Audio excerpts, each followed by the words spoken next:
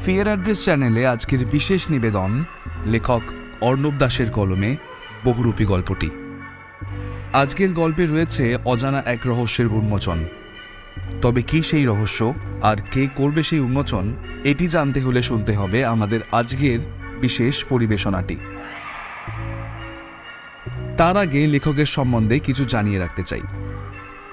রহস্যের উদ্ঘাটনে পাড়ি দিয়েছেন অর্ণব দাস আজ বহুদিন। 1982 সালের 26শে নভেম্বর তিনি জন্মগ্রহণ করেছিলেন। ছোটবেলা থেকেই লেখালেখির শখ ছিল। দীর্ঘ সময় ধরে এই লেখালেখির অনুশীলন ও সেটার প্রতি নিষ্ঠা তাকে আজ বিখ্যাত সৃষ্টিকর্তার পদে আসীন করতে সাহায্য করেছে। কলমে গিয়েছে, এগিয়েছে কৌশলও। বর্তমানে তার উল্লেখযোগ্য সৃষ্টিগুলি সেই ধারাবাহিকতাকে বজায় রাখতে সাহায্য করেছে।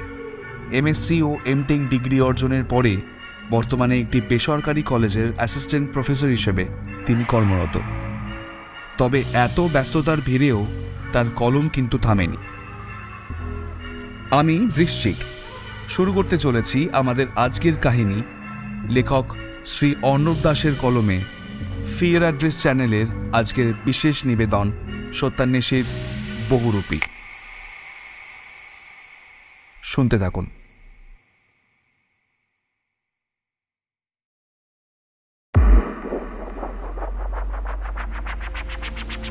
সময়টা 1971 সাল।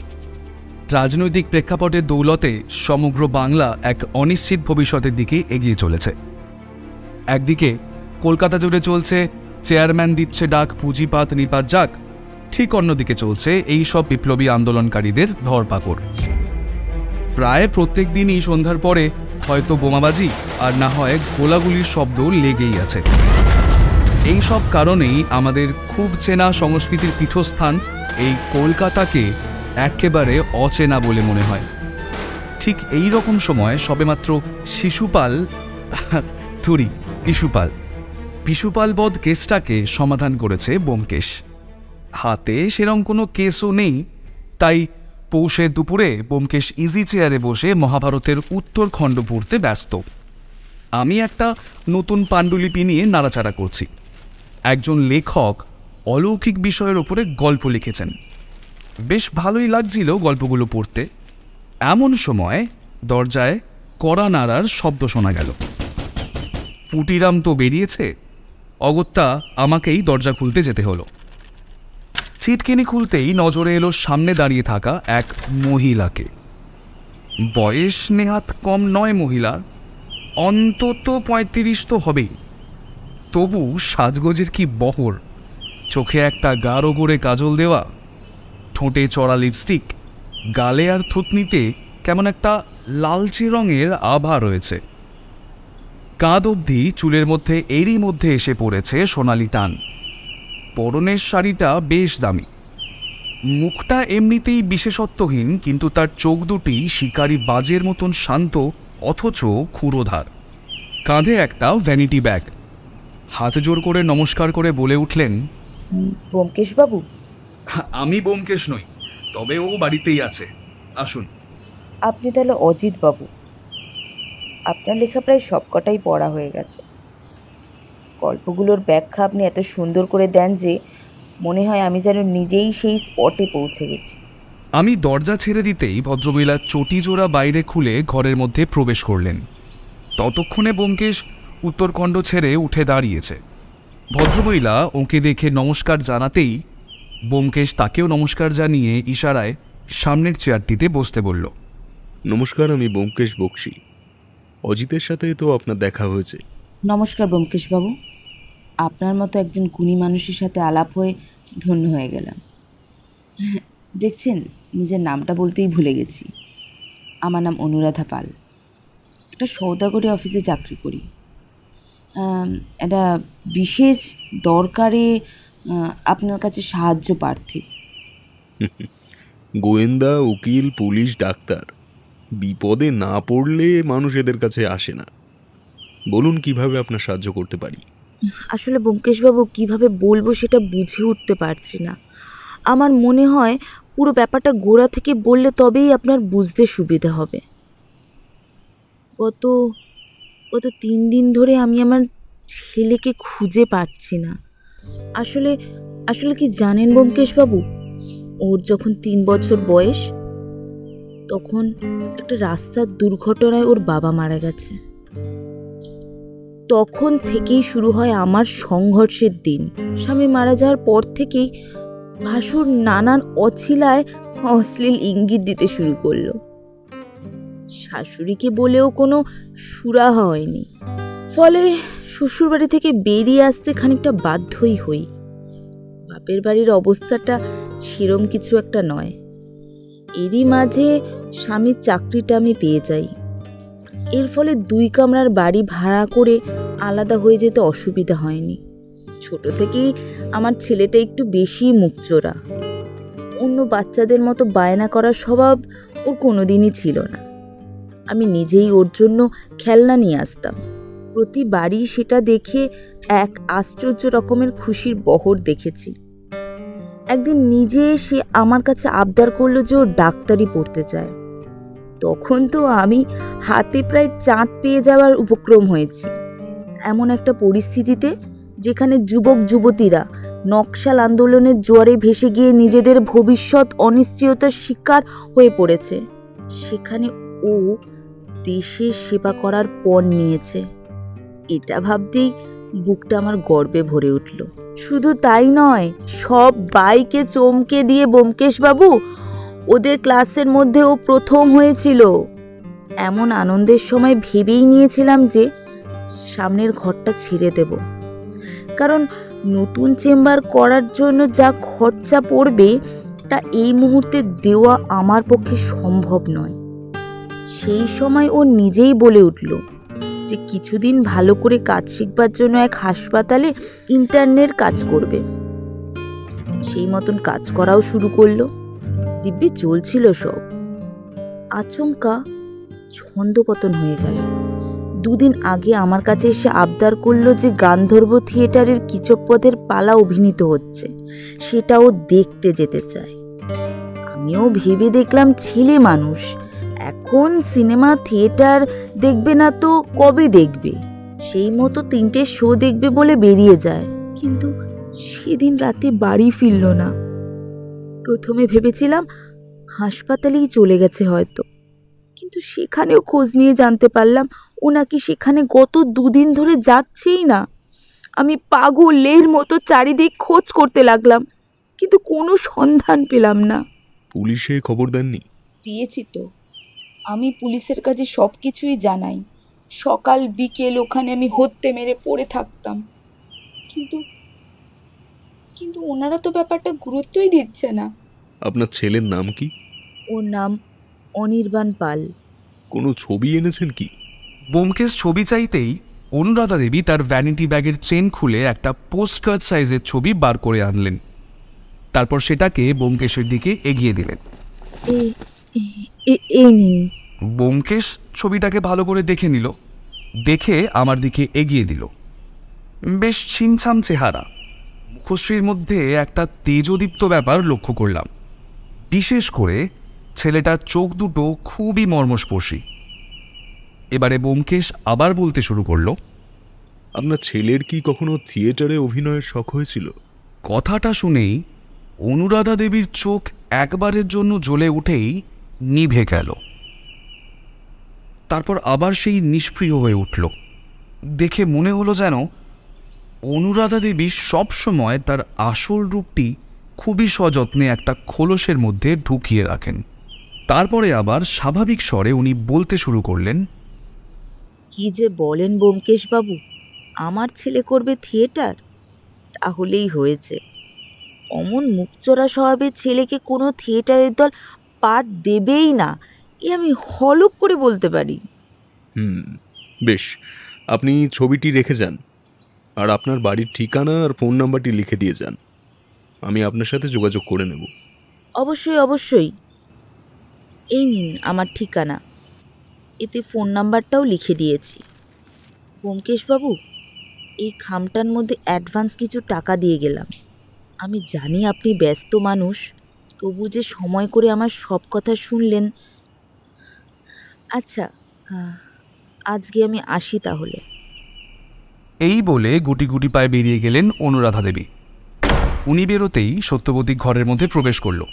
তারপরে ছোঁ মেরে খামটা তুলে টাকাগুলো বার করে নিয়ে বলল, হ্যাঁ গো, ভদ্রমহিলার মাথা কি খারাপ হয়ে গেছে? আমরা দুজনে সত্যবতীর দিকে তাকাতে সে আবার বলতে শুরু করলো, আরে অ্যাডভান্স হিসেবে কি কেউ 100 টাকা দিয়ে থাকে? কথাটা শুনেই ব্যোমকেশের কপালে বেশ কয়েকটা ভাঁজ পড়ে গেল।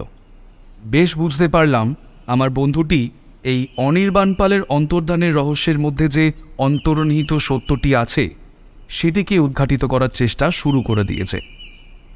ডান হাতের তর্জনী তুলে কপালের একপাশে খানিকক্ষণ চুলকে নিল।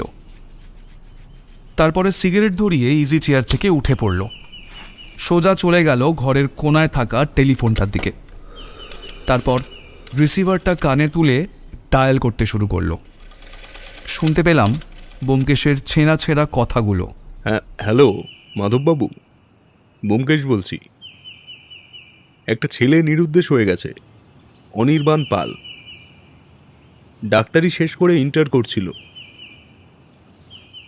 হ্যাঁ, আমারও তাই মনে হচ্ছে। আপনি আছেন তো? ও বেরিয়ে যাবেন? তাহলে আগামীকাল সকাল 10টায় দেখা হচ্ছে।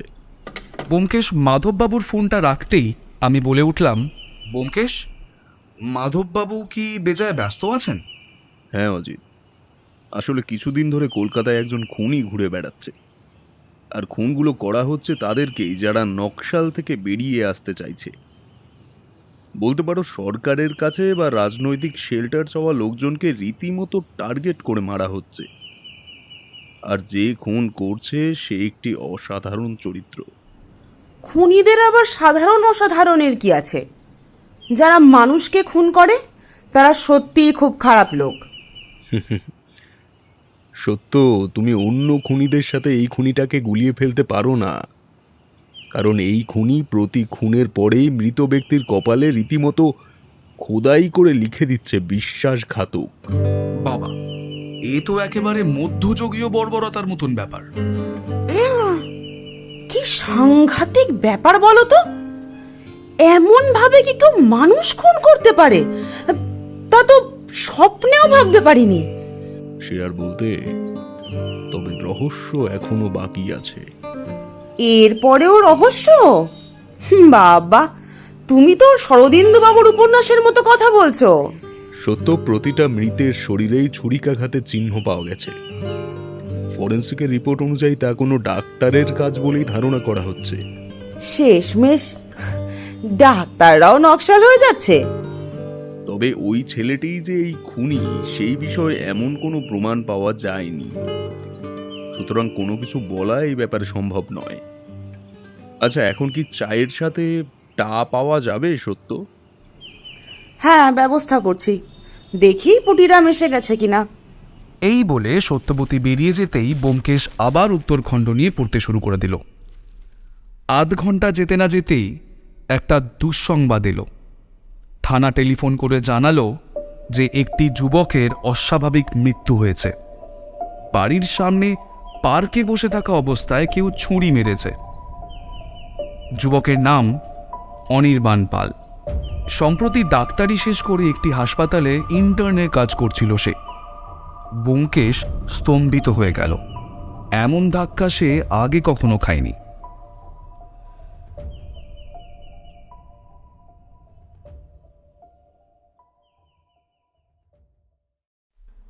হ্যারিসন রোডের বাড়ি থেকে ঘটনাস্থলের দূরত্ব বেশ ভালোই। তবু ট্যাক্সি ড্রাইভারের অশেষ কৃপায় নির্দিষ্ট সময়ের কিছুটা আগেই আমরা পৌঁছে গিয়েছি সেই পার্কে। সারা রাস্তায় ব্যোমকেশ কোনো কথা বলল না। এক মনে বাইরের দিকে তাকিয়ে কি একটা যেন মেলানোর চেষ্টা করতে লাগলো। আমারও বারংবার মনে হতে লাগলো যে এরকমটা তো হওয়ার কথা ছিল না। একটা তরতাজা ছেলে গত 2 দিন ধরে, না, আচমকা তার ডেড বডি পাওয়া গেল, তাও আবার তার বাড়ির সামনের পার্ক থেকে। ব্যাপারটা কেমন যেন একটা রহস্যের মতো লাগলো। অনুরাধা দেবীকে বিশাল পয়সাওয়ালা ঘরের লোক বলে তো মনে হয়নি।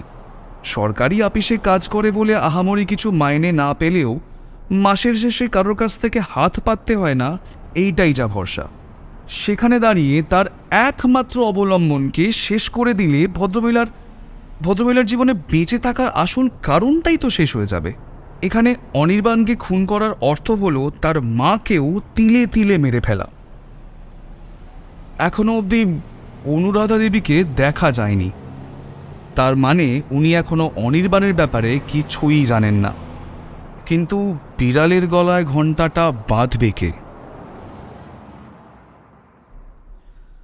স্পটে পৌঁছে দেখি চারিদিকে পুলিশের ছয়লা। ওখানে উপস্থিত মাধববাবুকে দেখে ব্যোমকেশ বলে উঠল, মাধববাবু, আরে ব্যোমকেশ বাবু যে, কোথা থেকে কি হয়ে গেল বলুন তো?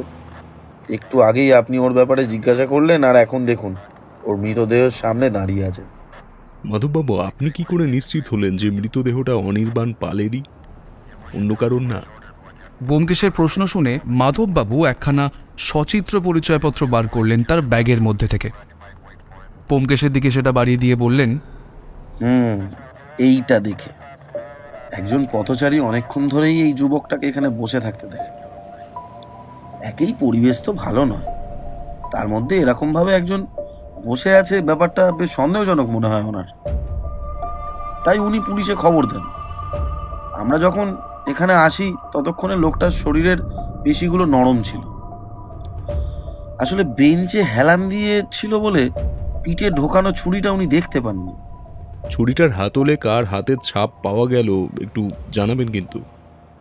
আচ্ছা, আমি কি একবার মৃতদেহটি দেখতে পারি? আরে নিশ্চয়ই, যান না।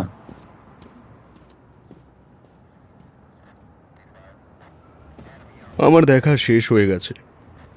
এখানে এত লোক, সুতরাং ফিঙ্গারপ্রিন্টস পাওয়ার সম্ভাবনা ক্ষীণ বলেই তো মনে হচ্ছে। আচ্ছা, এই অনির্বাণের মাকে কি খবর দেওয়া হয়েছে? সময় আর পেলাম কই, কালকে সারা রাত অপারেশন চালাতে হয়েছে।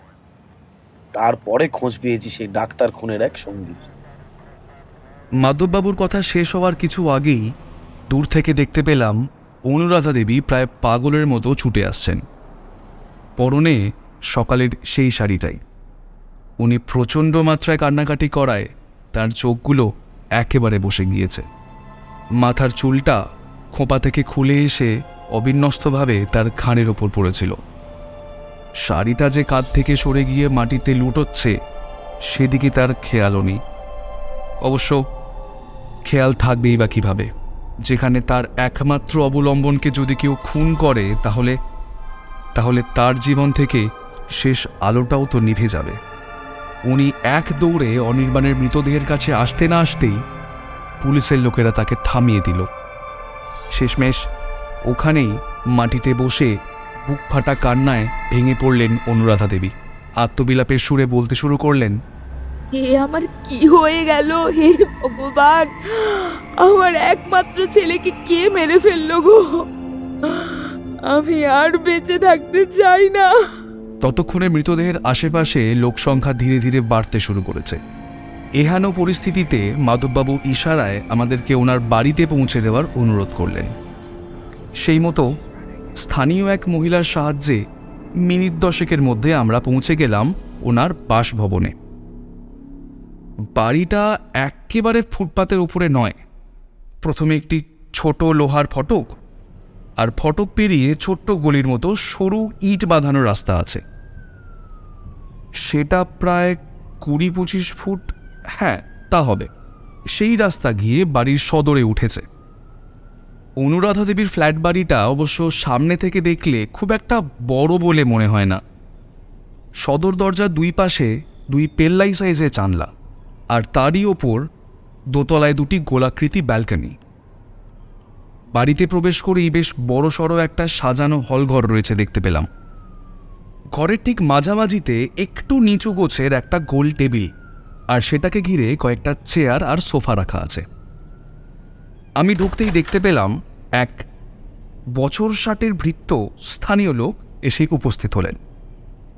পরনে হাঁটু পর্যন্ত ছোটোখাটো ধুতি আর ফতুয়ার উপরে হাফ সোয়েটার, কাঁধে একটা গামছা, সেটাতেই হাত মুছতে মুছতে উনি বেরিয়ে এলেন। এসেই একবার আমাদেরকে কৌতূহলী দৃষ্টিতে উনি দেখলেন। তারপরে অনুরাধা দেবীর দিকে ফিরে প্রশ্ন করলেন, মা ঠাকুরন, এ আপনার কি অবস্থা হয়েছে? ওদিকে যে হারাধনদার কথা শেষ হতেই অনুরাধা দেবী ফুঁপিয়ে ফুঁপিয়ে কাঁদতে শুরু করলেন। তারপর বলে উঠলেন, হারাধনদা, একটু আগে খোকার ডেড বডি পাওয়া গেছে। অনুরাধা দেবীর কথা শেষ হতেই হারাধনের মুখে ফুটে উঠল এক বিস্ময়ের ভাব। সে যেন বিশ্বাসই করতে চাইছে না যে এরকম কিছু একটা ঘটে গেছে বলে। এটা কি বলছেন মা ঠাকুরন? এটা কি করে হয়? একটু আগেই যে এইবারে অনুরাধা দেবী যেন আচমকাই তেলে বেগুনে জ্বলে উঠলেন। হারাধনদা, অতিথি এসছে, ওনাদের চায়ের ব্যবস্থা করো। হারাধন বেরিয়ে যেতেই দেখলাম ব্যোমকেশের মুখে দ্বিধার ভাব কাজ করছে। বেশ বুঝতে পারছি যে এমন কোনো রহস্যের সন্ধানও পেয়েছে যা আমাদের মতন সাধারণ মানুষের পক্ষে বার করা দুঃসাধ্য। দুঃসাধ্য বলা ভুল হবে, এক কথায় অসাধ্য।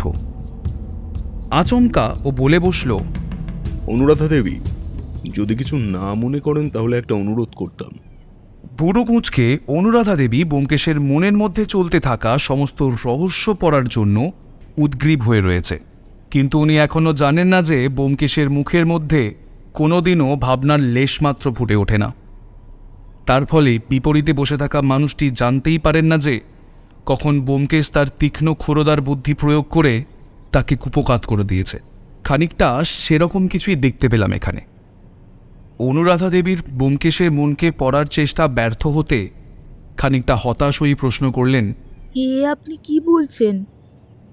বলুন না, কি বলবেন? আসলে এতক্ষণ বাইরে ছিলাম তো, প্রকৃতির ডাকে সাড়া দেওয়ার প্রয়োজন পড়েছে। আপনি স্বেচ্ছায় আমার বাড়ির স্নানঘর ব্যবহার করতে পারেন। এই তো সামনে গিয়ে ডান দিকে। ব্যোমকেশ একটা সলজ্জ হাসি হেসে নিমেষের মধ্যে সেখান থেকে বেরিয়ে গেল। ও যে এমন একটা কাণ্ড করবে সেটা স্বপ্নেও ভাবতে পারিনি। কখনো ক্লায়েন্টের বাড়িতে এসে তাদের স্নানঘর ব্যবহার করেছে, এটা ঠিক ব্যোমকেশের সঙ্গে মেলাতে পারছি না কিছুতেই। কিন্তু যেখানে ও নিজেই বলেছে যে প্রকৃতির ডাকে সাড়া দিতে গেছে, সেখানে আর বলার কিছু থাকতে পারে না। এই মুহূর্তে ঘরে উপস্থিত আছি আমি এবং অনুরাধা দেবী।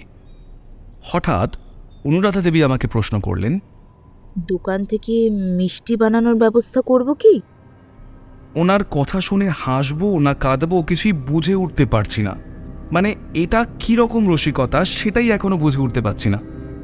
যেখানে তার একমাত্র সন্তান মারা গেছেন কিছুক্ষণ আগে, সেখানে উনি দোকান থেকে মিষ্টি আনাবার কথা বলছেন। হ্যাঁ, মানছি যে আমরা প্রথমবারের জন্য তার বাড়িতে এসেছি, তবে তাই বলে এমন একটা পরিস্থিতিতে মনের সুখে মিষ্টান্ন খাবার মতো কোনো রকম শখ আমার হয়নি। আর আমি আমার বন্ধুটিকে খুব ভালো করেই চিনি। সেও এই রকম কোনো ঘটনা ঘটানোর আগে কয়েক হাজারবার ভাববে। তাই আমি বললাম, আরে চিচি, একদমই নয়। কি বলেন আপনি বলুন তো? আপনার সন্তানের এমন একটা দশা হবে সেটা আমরা স্বপ্নেও ভাবতে পারি না, বিশ্বাস করুন। সবই ভবিতব্য। আমি কি আর জানতাম নিরুদ্দেশের কিনারা করতে গিয়ে আমার ছেলের ডেড বডি দেখতে হবে? হায় ভগবান, তুমি এমন দিন দেখানোর আগে আমার প্রাণটা কেড়ে নিলে না কেন? এক শোকার্ত মায়ের এমন আকুতি আমার মনকে ভারাক্রান্ত করে তুলেছিল। ভেবে পাচ্ছিলাম না যে ওনাকে কিভাবে সান্ত্বনা দেব। আদৌ সেই সান্ত্বনা কি ওনাদের অপূরণীয় ক্ষতির কিছুটাও কি লাঘব করবে? এই রকম আকাশকুসুম ভেবে যাচ্ছি এমন সময় ব্যোমকেশ ভেতর থেকে ঘরের মধ্যে উপস্থিত হলো। তারপর মৃদু কণ্ঠে বলল, একবার কি অনির্বাণের ঘরখানা দেখা যায়? জানি পরিস্থিতিটা একেবারেই প্রতিকূল। আসুন, অসুবিধার কি আছে?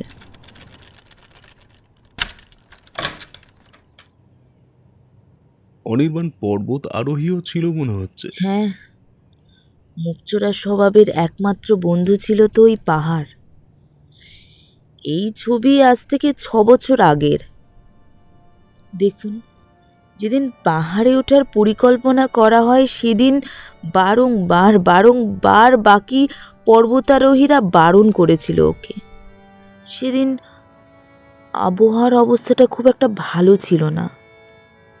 গত 7 দিন ধরে বৃষ্টি হচ্ছে। আপনি তো জানেন সমতলে বৃষ্টি আর পাহাড়ে বৃষ্টির মধ্যে আকাশ পাতাল তফাৎ আছে। পাহাড়ে বৃষ্টি হলে ধস নামার সম্ভাবনা খুব বেশি, তাই সবাই ওকে বারণ করেছিল যাতে ও না ওঠে। কিন্তু ও এই ব্যাপারে বরাবরই একরোখা ছিল। কোনো কাজ একবার ঠিক করলে সেটাও করেই ছাড়তো। সেই মতো খারাপ আবহাওয়া উপেক্ষা করেই ও বের হতে বাধ্য হয়। ওর সাথে থাকা শেরপা শেষমেশ নিমরাজি হয়েই চলতে শুরু করে। ও দুধকেশী নদীর পাশের গ্রামটাকে পেরোনোর পরে একটা দড়ির সেতু দেখতে পায়। ওদেরকে সেই সেতু বেয়ে এগিয়ে যেতে হবে, তারপর নদী পেরিয়ে এগোতে হবে।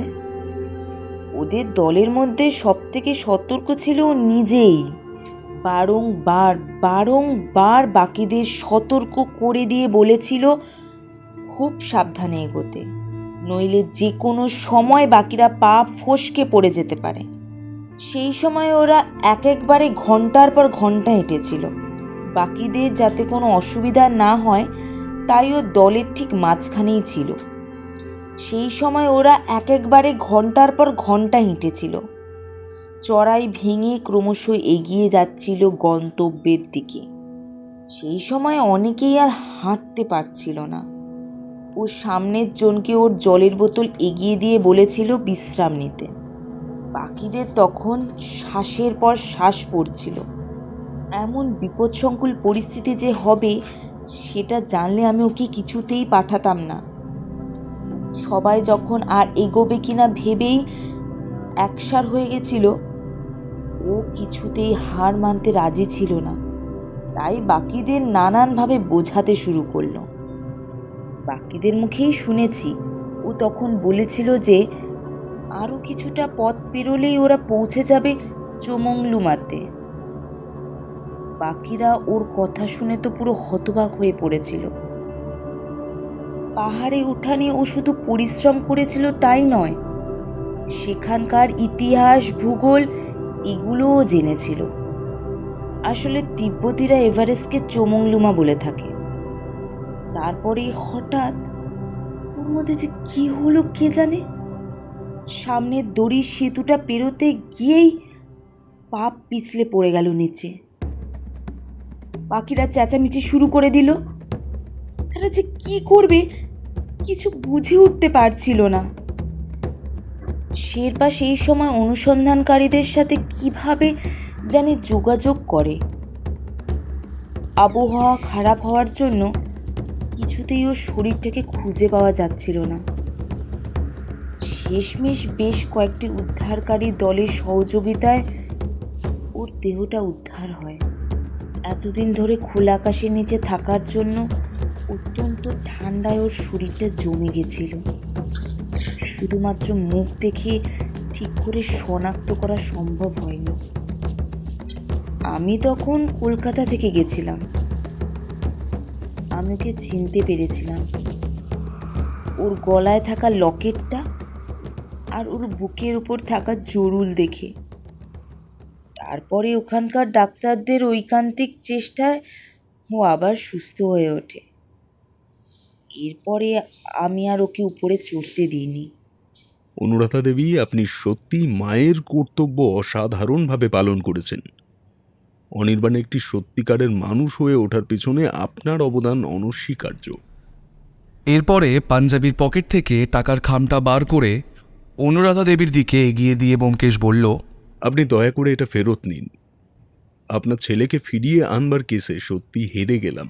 এ বাবা, আপনি কি বলছেন? আমি আপনাকে অ্যাডভান্স দিয়েছিলাম ছেলেটার সন্ধান জানানোর জন্য। আপনি তো সেই কাজটাই করেছেন। তাহলে এখানে অ্যাডভান্সের টাকা ফেরত দেওয়ার প্রশ্ন আসছে কোথা থেকে? বেশ, তাহলে আপনাকে একটা কথা দিতে হবে। কি বলুন তো? যখনই কোনো বিপদে পড়বেন আমাকে জানাতে কিন্তু ভুলবেন না। নিশ্চয়ই। আবার বলতে আজকে আপনার মতো মানুষ ছিল বলে ছেলেটাকে শেষবারের মতন। কথাটা শেষ করার আগেই কান্নায় ভেঙে পড়লেন অনুরাধা দেবী। সুতরাং তাকে কিছুক্ষণ সান্ত্বনা দিয়ে আমরা বেরিয়ে পড়লাম সেখান থেকে। ফেরার সময় ব্যোমকেশ বলে উঠল, অজিত, কি বুঝলে? এমন একটা প্রশ্ন যে ব্যোমকেশ করতে পারে সেটা আমি স্বপ্নেও ভাবিনি। বেশ খানিকটা হতবাক হয়ে আমি বললাম, বুঝলাম মানে ভদ্রমহিলার এমন একটা তরতাজা ছেলে হঠাৎ খুন হয়ে গেল, সেটা ভেবেই মনটা খারাপ লাগছে। অজিত, ব্যাপারটা বেশ গুরুতর। চলো বাড়ি ফেরা যাক।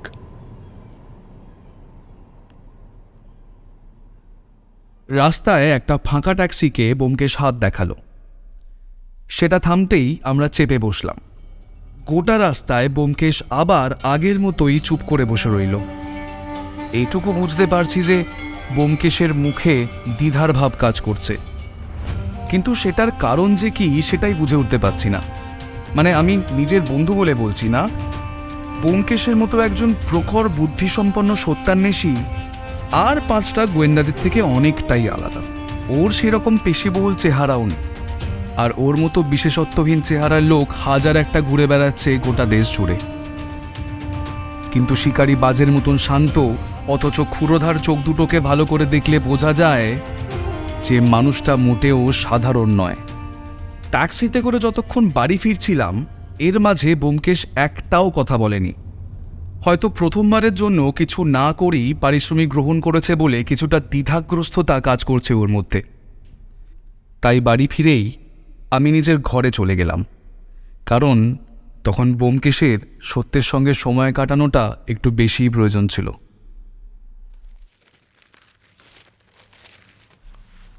চা খেয়ে খবরের কাগজ পড়তে পড়তে কখন যে ঘুমিয়ে পড়েছি তার খেয়াল নেই। চলো হে অজিত। এমন সময় ব্যোমকেশের ডাকে ঘুমটা ভেঙে গেল। অজিত, আর কতক্ষণ ঘুমাবে? 9টা তো বাজতে গেল। তাড়াতাড়ি খেয়ে নাও, আমাদের একটু বেরোতে হবে, স্পেশাল অপারেশন আছে। ঘুম ভেঙে ব্যোমকেশের এমন হেয়ালিপূর্ণ কথা শুনে আমি তো পুরো বেকুব বনে গেলাম। রাত্রেবেলায় অপারেশন, সে তো পুলিশি ব্যাপার স্যাপার। সেখানে আমার মতন লেখকের কি দরকার সেটা এখনো পর্যন্ত বুঝে উঠতে পারছিলাম না। চলো হে অজিত। এরই মধ্যেই দ্বিতীয়বার ব্যোমকেশের গলা শুনতে পেলাম। ব্যাপারটা বেশ গুরুতর বলে মনে হচ্ছে। তাই আর দেরি না করে হাত মুখ ধুয়ে শটান চলে গেলাম খাবার জন্য। খেতে বসতে গিয়ে আবার অবাক হওয়ার পালা।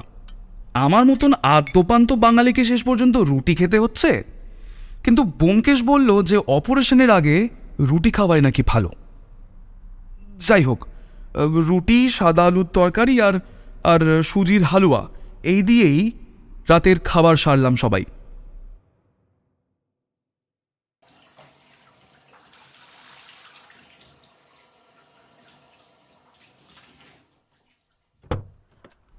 সবেমাত্র স্নানঘর থেকে হাত ধুয়ে বেরোচ্ছি, এমন সময় টেলিফোনটা বেজে উঠল।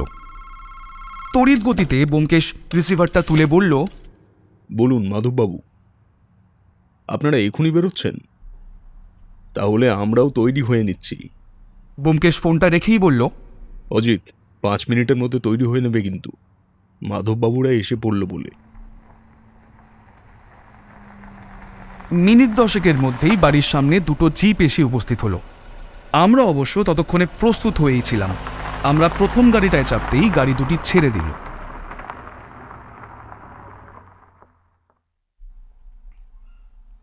ভবানীপুর হাজরা পেরিয়ে গাড়ি ছুটে চলেছে। কোন দিকে যাচ্ছে সেটা দেখার জন্য নিচু হতেই ব্যোমকেশ হালকাভাবে বলল, খিদিরপুরের দিকে যাচ্ছি। প্রথম গাড়িতে ড্রাইভারের পাশের সিটে মাধববাবু বসেছেন, পেছনের সিটে আমি, ব্যোমকেশ আর একজন কনস্টেবল। অন্য গাড়িতে জোনা 10 সশস্ত্র পুলিশ বাহিনী চলেছে। আমার মুখ দেখে ব্যাপারটা বুঝতেই ব্যোমকেশ বলতে শুরু করলো, অজিত, এই মুহূর্তে খবর পাওয়া গেছে যে সেই খুনিটা খিদিরপুরের দিকে একটি বাড়িতে গেছে। আজকের রাতটা তার সেখানেই থাকার কথা। ওর সম্পর্কে যতটুকু জেনেছি তা হলো খুনিটা নাকি নকশালীদের ভাড়াটে খুনি। সত্যি কি মিথ্যে জানি না, কোনো বিশেষ ঘটনার জন্য সে দল ছেড়ে দিয়েছে। কিন্তু তার উপরে দায়িত্ব পড়েছে সেই সব লোকেদেরকে শাস্তি দেওয়া যারা আন্দোলনের পথ মাঝপথে ছেড়ে দিয়েছে অথবা দেওয়ার পরিকল্পনা করছে। ছেলেটার বয়স খুব একটা বেশি নয়, কিন্তু তার মধ্যে মাত্রাতিরিক্তভাবে পাশবিক ক্ষমতা এতটাই বৃদ্ধি পেয়েছে যে দলের বাকি সদস্যরাও তাকে রীতিমতো সমীহ করে চলে। তাহলে বুঝতেই পারছো এমন একজন মানুষ সভ্য সমাজের পক্ষে কতটা ক্ষতিকর। একটা ছেলে এতটা নৃশংস হয় কিভাবে? তার বাবা মা কি শিক্ষা দিয়েছে যে এমন ভুল পথে তারা পরিচালিত হচ্ছে? এটা শুধু বাবা মায়ের দোষ নয়, পারিপার্শ্বিক সমাজও দায়ী। চোখের সামনে দেখছে নিজের পরিচিতরা দলে দলে নকশাল আন্দোলনের সাথে যুক্ত রয়েছে, তার ফলে সত্যিটা না জেনেই অসংখ্য ছাত্রছাত্রীরা একই ভুল করে চলেছে। যাই হোক, মাধববাবুরা বেশ অনেক দিন ধরেই সেই দুর্দণ্ড প্রতাপ খুনির পিছনে লেগেছিলেন। আজকে তাদের খেচড় খবর দিয়েছে যে সেই খুনির আজকের ডেরা হলো খিদিরপুরের সেই জায়গা যেখানে কিছুক্ষণের মধ্যেই আমরা পৌঁছে যাব।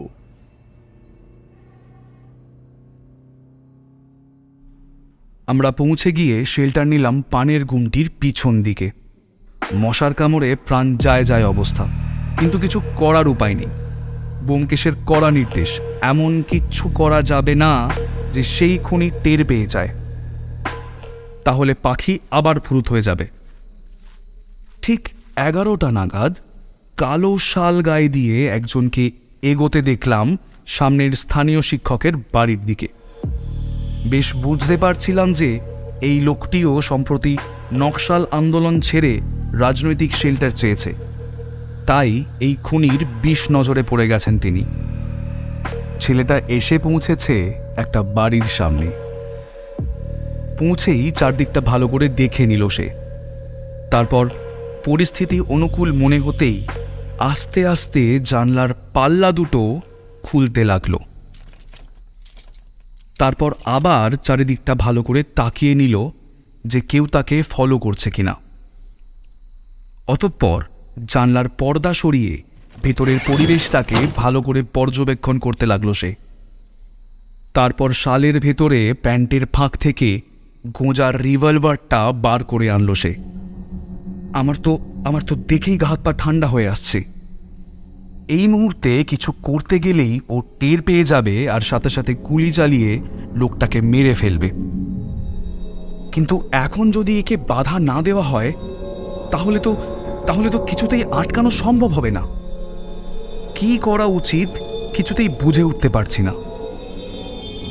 এমন সময় দেখি ব্যোমকেশের ঠোঁটের কোণায় হাসি ফুটেছে, এক রহস্যময় হাসি। সামনে একটা লোক মরতে বসেছে আর সেখানে ব্যোমকেশের হাসি পাচ্ছে। কথাটা ভেবেই আমার মাথা খারাপ হওয়ার উপক্রম হয়ে এলো প্রায়, কিন্তু ব্যোমকেশের মধ্যে কোনো বিকার নজরে এলো না। এবারে সেই ছেলেটা পায়ের চটিটাকে ভালো করে পরে নিল। মনে হয় অন্য কারোর চটি পরে এই অপারেশনে এসেছে। তার চোখের দৃষ্টি শিকারী বাঘের মতোই হিংস্র। রিভলভারটা দু হাতে শক্ত করে ধরে সে তাক করল তার লক্ষ্যের দিকে। তারপর একটা নয়, দুটো নয়, 6টা গুলি করল একসাথে। মুখের মধ্যে ফুটে উঠল এক বর্বরতার নৃশংস হাসি। ছেলেটা জানতেও পারল না যে তার চতুর্দিকে পুলিশের ছয়লাভ। গাছের পেছনে, গুমটির পেছনে, এমনকি আশেপাশের বাড়ির থামগুলোর পেছনেও লুকিয়ে আছে সশস্ত্র পুলিশ বাহিনী। আর তার সাথেই দাঁড়িয়ে আছে সত্যান্বেষী ব্যোমকেশ বক্সী। আমাদের এই সফর জুড়ে রয়েছে অজানা এক উত্তেজনার দাপাদাপি। ঠিক কি দেখে যে আমরা এমন উত্তেজিত হয়ে পড়েছিলাম তা সত্যিই বলা সম্ভব নয়, তবে এইটুকু বলতে পারি, এমন একজন নৃশংস খুনির দেখা এত সহজে পেয়ে যাব সেটা স্বপ্নেও ভাবিনি। ছেলেটার ভয়ানক প্রবৃত্তি মনে হয় রাস্তার কুকুরগুলো এর আগে টের পেয়ে গিয়েছিল, তাই তারা আগেভাগেই লুকিয়ে পড়েছে এদিক সেদিক। ঠিক এমন সময় মাধববাবু চিৎকার করে উঠলেন, কোম্পানি, অ্যারেস্ট দ্যাট রাস্কেল। আদেশ দেওয়ার সাথে সাথেই সশস্ত্র পুলিশ বাহিনী চটজলদি ঘিরে ধরতে লাগলো সেই ছেলেটিকে। সে এই ব্যাপারটা আন্দাজ করতে পারেনি প্রথমে, কিন্তু মাধববাবুর গলা শুনেই পুরো ব্যাপারটা সে আন্দাজ করে ফেলে। এরপরেই প্যান্টের পকেটে থাকা সাইনাইড খেয়ে আত্মহত্যা করার চেষ্টা করতে যাবে এমন সময় মাধববাবু গুলি চালিয়ে দিলেন। সেই গুলি এসে লাগলো ছেলেটার ডান হাতের চেটোর মধ্যে। হাত থেকে সাইনাইডটা পড়ে যেতে ভয়ঙ্কর আক্রোশে আর হতাশায় ফেটে পড়ল সেই ছেলেটি। কিন্তু ততক্ষণে চারদিক থেকে ধেয়ে এলো পাথারি পুলিশের লাঠি সোটার আক্রমণ। ধরাশায়ী হয়ে পড়েছে সেই ছেলেটি। জ্ঞান হারানোর আগে ছেলেটি দেখতে পেল দূরে দাঁড়িয়ে আছে স্বয়ং ব্যোমকেশ বক্সী। ছেলেটার মুখ দেখে কেমন যেন চেনা চেনা লাগছিল আমার। কোথায় দেখেছি মনে পড়ছে না। ব্যোমকেশকে ব্যাপারটা বলতেই ও শুধু একটা মুচকি হাসি দিল, তারপর বলল, যবনিকা পতনের সময় আসন্ন। যবনিকাপত্তন? কিসের যবনিকাপত্তন? কিসের রহস্য? এই রকম সময় ব্যোমকেশের যে কিভাবে হেয়ালি পেতে পারে সেটাই মাথায় ঢুকছে না। এই মুহূর্তে সেই হেয়ালির উত্তর খুঁজতে ব্যোমকেশের সঙ্গে চলেছি থানার দিকে।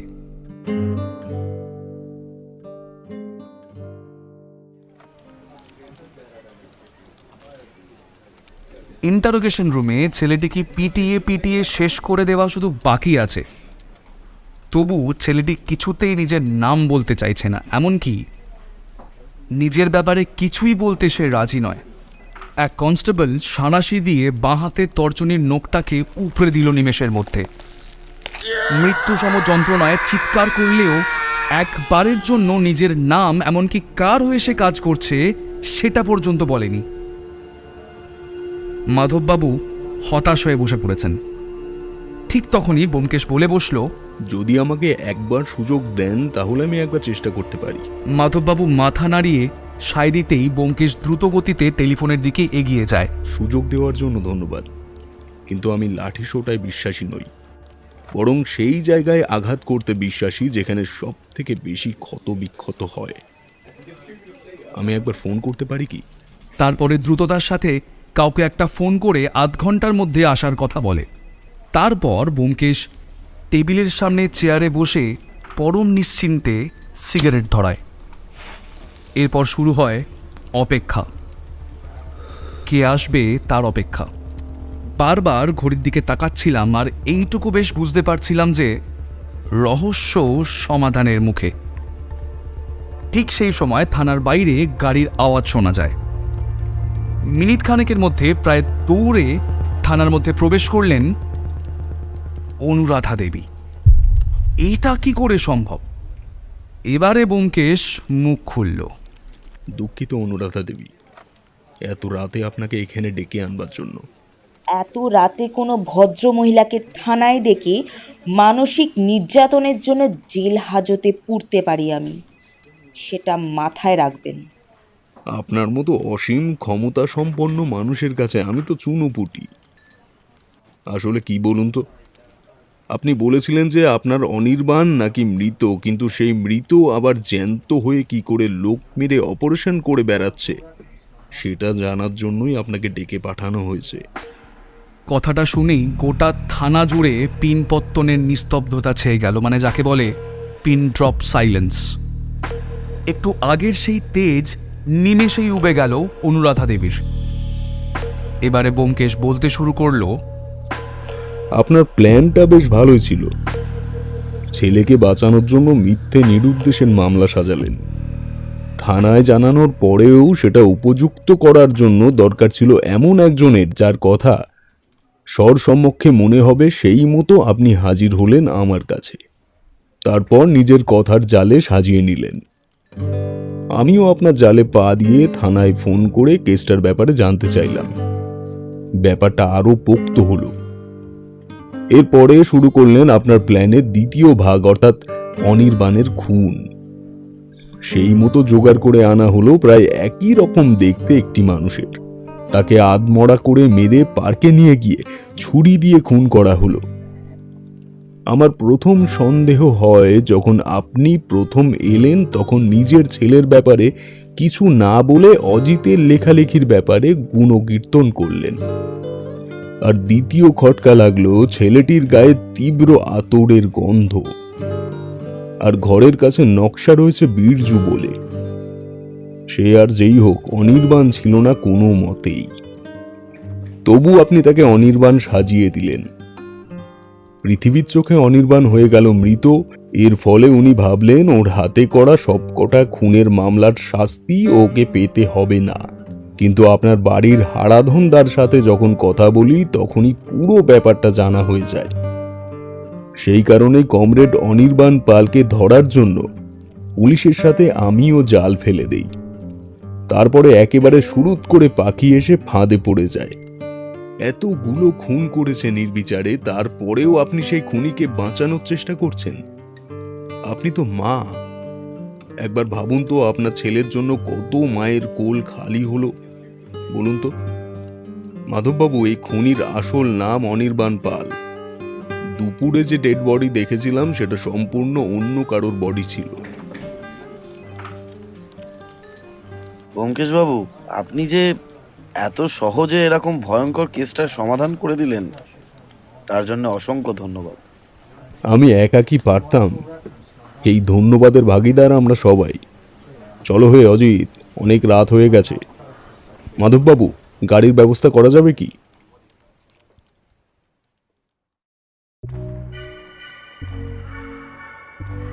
এতক্ষণ শুনছিলেন লেখক অর্ণব দাসের লেখা বহুরূপী গল্পটি শুধুমাত্র ফিয়ার অ্যাড্রেস চ্যানেলে। এই গল্পের বিভিন্ন চরিত্রে অভিনয় করেছেন তনুশ্রী, রিতম, সালমান এবং পৌলমী সরকার। ব্যোমকেশের কণ্ঠে ছিলেন রাজপ্রতাপ বসু। আর এডিটিং সৌজন্যে ওয়েব সেশন স্টুডিও। আর গল্প পাঠে আমি বৃশ্চিক ছিলাম এতক্ষণ আপনাদের সাথে।